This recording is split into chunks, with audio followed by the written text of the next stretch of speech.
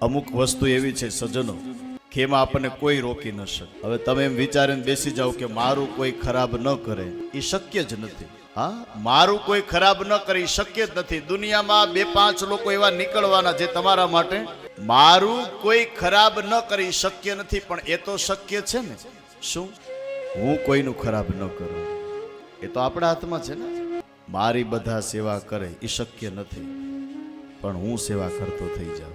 તમારે પૂજા હોય તો બીજાની પૂજા કરવા માંડો, અને કોઈનું ખરાબ કરવાની ઈચ્છા કરશો તો યાદ રાખજો, એનું તો ખરાબ થતા થશે. શરૂઆત આપણાથી થઈ જશે. કોઈના પ્રત્યે રાગ ન રાખો, કોઈના પ્રત્યે દ્વેષ ન રાખો. અરે તમારા પરિવારની સાથે નહીં, પણ તમારા ઘરમાં કોઈ મજૂરો કામ કરતા હોય એની પણ સાથે તમે વ્યવહાર એવો કરો. કારણ કે ભલે ભાઈઓ જે તમારા ઘરમાં પરિસ્થિતિના આધીન તમારા ઘરમાં કામ કરતા હોય, યા તો તમારી કોઈ પણ ફેક્ટરીમાં કામ કરતા હોય, તો એ તો એના નસીબ છે. પણ જો એનું દિલ દુભાઈ જાય, એનો આત્મો દુભાઈ જશે ને, તો પણ ક્યારે આપણે આગળ પ્રગતિ નહીં કરી શકીએ.